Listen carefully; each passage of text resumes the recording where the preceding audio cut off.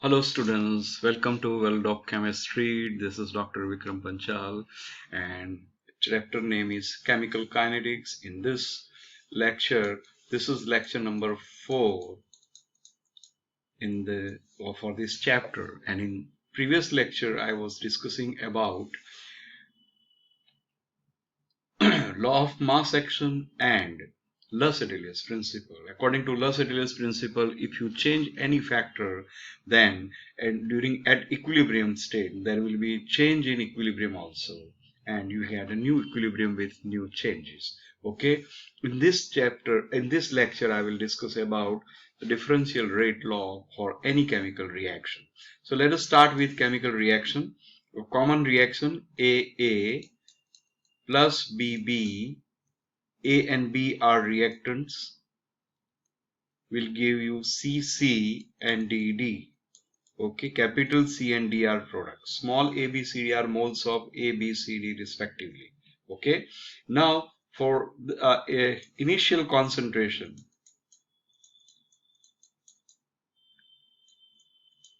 matlab time will be 0. At 0 time, initial concentration, we know that we represent initial concentration with box bracket. So we write box bracket A, that means concentration of A. For initial concentration, I'll put I over here. That means box bracket AI means initial concentration of A. This is initial concentration of B, Bi. And you know that this is always maximum. So both concentrations are maximum in the beginning. Okay. Concentration of C will be represented by box bracket Ci, that is initial concentration of C, initial concentration of D, and you know that this is 0. Why? Because initially we do not have products in the vessel. Okay, at the end of reaction we take final concentration. Okay, and the time will be T, second, minute or hours, whatever. Okay, and final concentration, for that we write small capital A, box bracket A, and here we write F. F stands for final concentration. So here B, box bracket B, F, that means final concentration of B, and you know that this is minimum. Final concentration of C, final concentration of D, and this is maximum. And you know that change in any state or concentration is called rate. Okay, so what is the change in concentration of A? So let us put for this change in concentration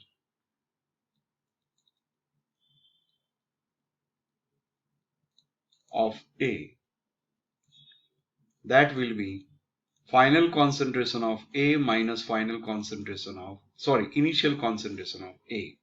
Similarly, change in concentration of B, we write BF minus BI. And change in concentration of C, we will write CF minus CI. And change in concentration of D, we'll write DF minus DI. And for change, you know that we write delta. So here we write delta concentration of A. But as AF is less than AI, because AF is minimum and AI is maximum, this change will be negative, so we write minus delta A. Similarly, for B also we write minus delta B. For reactants, we put negative sign, it shows in decreasing concentration. Okay, and this is delta C, which is positive. Why? Because it is increasing. Delta D also positive. So here we write the change in concentration. Now change in concentration with respect to time becomes rate of reaction. So for rate of reaction we write rate of decomposition or disappearance of A will be minus delta A upon delta t, change in time. Okay, or if these changes are very small, then we can put differentiation also. So minus dA by dt. We can write either delta A by delta t or minus dA by dt. Okay. Next, rate of disappearance or decomposition of B.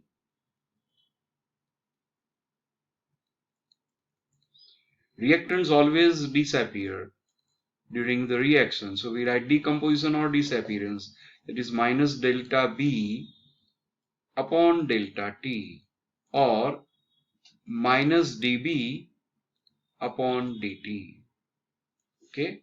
So these are the rate of decompositions of A and B respectively. Similarly, now we have rate of appearance of product. That means rate of formation of C. For this we write delta C upon delta T, or dC. If these changes are small, then we write dC by dt. Similarly, rate of formation of or appearance of D. So for that we write delta D upon delta T, or dd by dt. Okay, so we have four components in this reaction: A, B, C and D, and these are rates of A, B, C and D respectively. Okay, so this we can write for this reaction. Okay, now we'll go ahead on equating all rates of reactions. Suppose all rates of reactions are same, then we write on equating all rates of reactions. Then we write minus 1 upon A dA by dt is equal to minus 1 upon B dB by dt is equal to 1 upon C dC by dt is equal to 1 upon D dd by dt.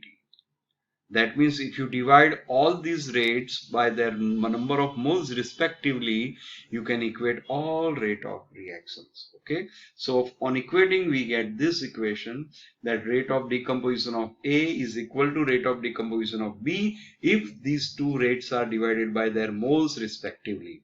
Similarly, these are also equal to C and D here. Now, according to law of mass action,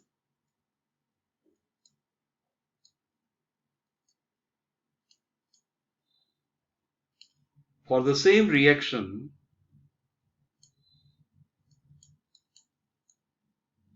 we write rate is equal to K A raised to A B raised to B. This is according to law of mass action. This we have already derived this. Okay, in previous lecture. For the reaction AA plus BB gives CC plus DD, we have this rate. This is rate. Okay, and it is equal to K into A raised to A B raised to B. These indicate also rate, nothing else but rate. Okay, now on comparing these two equations, that means this is according to stoichiometry and this is according to law of mass action. So on comparing,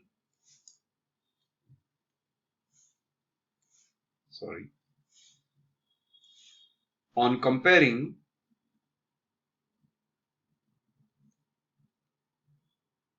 stoichiometric relation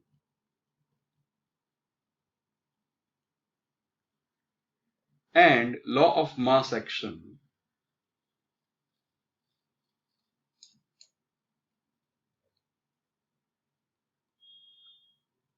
that means we write, instead of rate, we write this one, minus 1 upon A dA by dt or minus 1 upon B dB by dt. You can write any one of this. okay, because we have A and B here.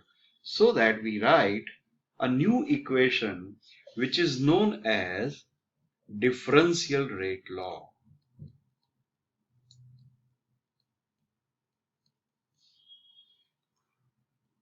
When we compare these two, we write a new equation, and that is known as differential rate law, which is like this.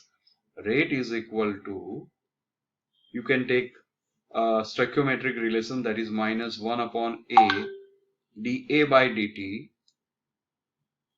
is equal to minus 1 upon B dB by dt. You can take any one of this, doesn't matter, is equal to, now we write this one. So here we write K box bracket A raised to small a, no, here we write X, and B raised to Y. And remember, A is not equal to X, B is not equal to Y. Okay, or it can be like that, that A may or may not equals to X, and B may or may not equals to Y. Okay, then what is X and Y? What is X and Y?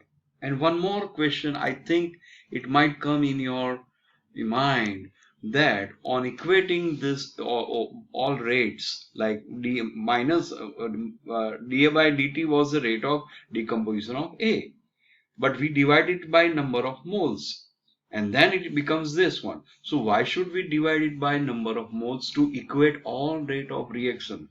This is also a big question for chemical kinetics. Okay, so I will explain this equating rates and X and Y in next lecture. Thank you so much.